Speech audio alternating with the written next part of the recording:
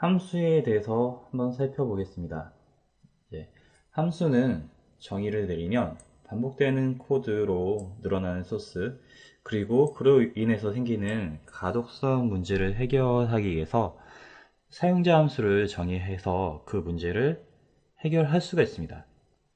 그러면 다시 정의를 하면 이 반복되는 코드는 요거를 하나의 패턴을 잡고 그로 인해서 생기는 문제도 요 패턴을 적용하면 가독성 문제도 해결할 수 있는데, 그때 사용하는 게 사용자 함수입니다. 아래서는 함수도 객체로 취급을 합니다. 함수의 작성 방법은 아래와 같습니다. 이 펑션 네임을 줬고, 이 펑션 네임은 사용자가 의미하는 변수명을, 함수명을 적으시면 되고, 그 변수 대입처럼 동일하게 이 화살표로 새로운 함수를 만들고 거기에 대한 인자를 넣고 함수 본문을 넣고 리턴 값을 전달을 하게 되면 함수의 정의가 끝납니다. 펑션이라는 함수를 사용하여 사용자 함수 이름 및 블록 안에 함수 본문을 한번 정의를 한번 해볼게요. 이때 펑션 가로 안에 함수 본문에 사용될 인수를 전달을 합니다. 그럼 밑에를 보면서 같이 한번 이야기 해볼게요. 지금 방금 말씀드린 펑션 함수 안에 가로 안에 펑션 함수의 가로 안에 함수의 본문에서 사용된 인수라고 이야기했는데, 그 말은 요걸 의미해요. 요 함수는 f라는 이름을 갖고 있는 함수는 x라는 변수와 y라는 변수를 전달해 받아서 함수 내부에서 마음대로 사용할 수가 있어요. 지금 같은 경우 x라는 변수와 y라는 변수를 전달해 받아서 x 플러스 y의 값을 z에 해당하고 그걸 다시 리턴 돌려주는 거예요. 요 함수를 호출한 코드한테. 그러면 요 예제를 한번 실행을 해 보겠습니다. 지금 f라는 함수가 만들어졌습니다. f라는 함수를 a라는 곳에 할당하고 여기에 3과 4를 입력을 하겠습니다. print a, 그럼 7이 나오겠죠. 요 f라는 함수한테 3과 4를 전달을 했는데, 그러면 3이 x로 하고 4가 y로 전달이 됩니다. 요 전달된 매개 변수가 요 중괄호 안에 있는 구문에 사용이 되며 x 곧 3, y 곧 4, 3 더하기 4의 값이 z에 할당이 되고, return이라는 구문은 최종적으로 함수가 역할을 끝내고 결과물을 다시 호출한 곳에 넘겨준다는 의미입니다. return z를 할 경우 지금 z의 값에 7이 들어있겠죠. 3 더하기 4니까 그 값을 다시 요 화살표 기호로 a한테 입력을 합니다. 그러면 a는 최종적으로 7이라는 숫자가 들어있습니다. 펑션 f에 x의 값과 y 값을 전달받아서 x의 값과 y 값을 전달받아서 내부, 함수 내부는 얘를 의미합니다. 이 안에서 x의 값과 y 값을 사용해서 플러스 연산자죠. 그걸 z에 할당하고 그걸 최종적으로 그 값을 리턴을 합니다. z의 값을 리턴하죠. 그러면 요 화면은 1하고 5가 전달이 되고, 그러면 x 플러스 y 1 더하기 5 결과 6을 리턴을 하는 예제예요. 해당 함수를 실행하면 인자값으로 전달한 값이 함수 내부의 로직으로 인해서 결과가 출력된 것을 지금 확인할 수가 있죠. 함수 내부에서 리턴 값을 사용해서 결과를 외부로 이렇게 반환을 했지만, 우리가 return이라는 거를 생략하게 되면 마지막 문장의 반환값이 함수의 반환값으로 돼요. 하지만 우리는 좀 명확하게 더 알기 위해서 이 코드에 대해서 더 명확하게 적기 위해서 return을 적어주는 게 코드를 더 명확하게 보이기 때문에 이 방법을 추천을 합니다. 하지만 리턴은 안 쓴다 해서 이게 오류가 나는 건 아니고, 말씀드렸듯이 마지막 문장의 반환값이 함수의 반환값이 됩니다.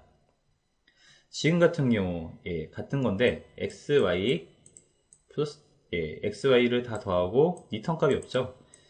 마지막 문장 z의 값이 리턴이 됩니다. 그럼 얘를 다시 복사해서 한번 해볼게요. F1에 1하고 5를 넣으면 6이 되죠. 여기에 우리 뭐를 해볼까요?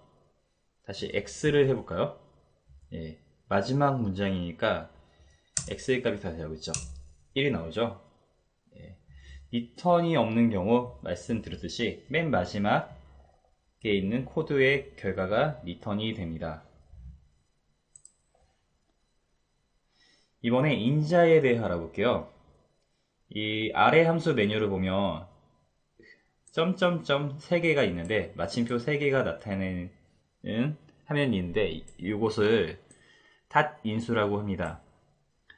이 닷 인수는 개수를 알 수 없는 임의의 인재를 사용할 때 표현을 하고, 내부에서 호출하는 다른 함수에 넘겨줄 인자를 표시하는 데도 사용을 합니다. 그러면 요걸 볼까요? F3라는 펑션은 가변인자로 되어 있죠. 그리고 그 안에서 다시 가변인자로 리스트를 만들고, 해당되는 리스트 전달받는 것을 출력하는 건데, 한번 예제를 통해서 한번 살펴볼게요.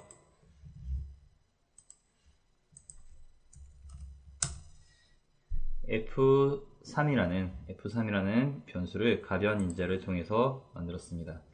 그리고 이 함수를 사용해서 가변인자를 한번 넣어볼게요. 이 함수를 사용해서 가변인자를 넣어볼게요. 지금 첫 번째 가변인자는 1부터 10이 들어가고, 두 번째 가변인자는 11부터 20이 들어가요. 그러면 여기에는 1부터 10, 여기에는 11부터 20. 그러면 이 점점점에는 요 두 개의 가변인수가 들어가고, 이걸 리스트 형식으로 전달을 합니다. 한번 직접 해보겠습니다.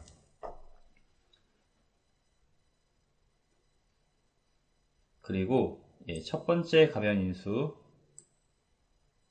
첫 번째 가변인수의 값이 2개.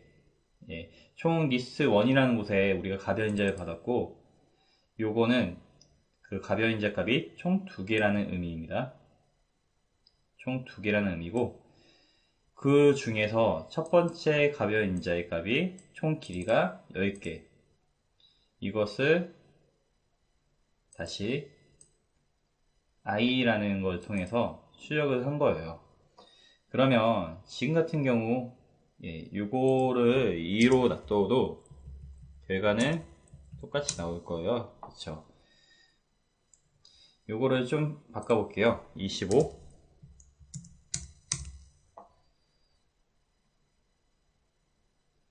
두 번째 가변인자는 15개죠. 그래서 15개 나왔고, 총 가변인자는 몇 개죠? 2개.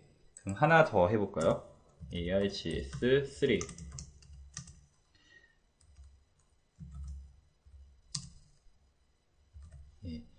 이렇게 하나 만들고, 얘를 또 전달을 해보겠습니다.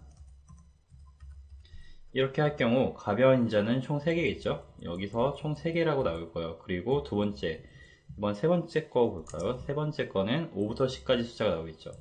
그리고 그게 끝난다면 요 3개의 가변인자의 값이 다 이 포르프몬을 사용해서 다 순환이 될 거예요. 말씀드렸듯이 가변인자의 개수는 3개, 그리고 요 세 번째 인자의 개수는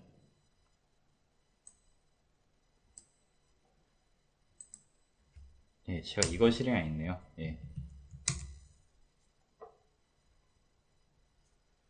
세 번째 인자의 개수는 6개. 그리고 마지막으로 이 포문의 전체 순환을 하면서 값을 출력을 합니다.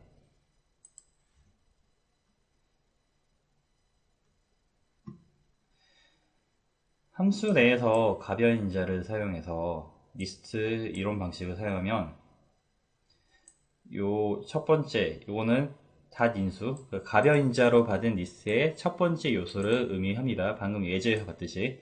그리고 요 방식은 두 번째 요소를 나타냅니다. 지금 예제는 말씀드렸듯이 첫 번째 가변인자, 두 번째 가변인자의 값을 F3라는 함수에 전달을 했고, 그 전달받은 함수에서 요 두 개를 받아서 1부터 10까지 벡터의 첫 번째 리스트 값에 할당을 하고 랭스 함수를 사용해서 개수를 출력을 해봤어요. 마찬가지로 두 번째 리스트에는 1부터 20까지 벡터를 할당해서 한번 해봤고, 전체적으로 말씀드렸듯이 포문을 사용해서 리스트의 모든 값을 다 프린트를 해봤습니다.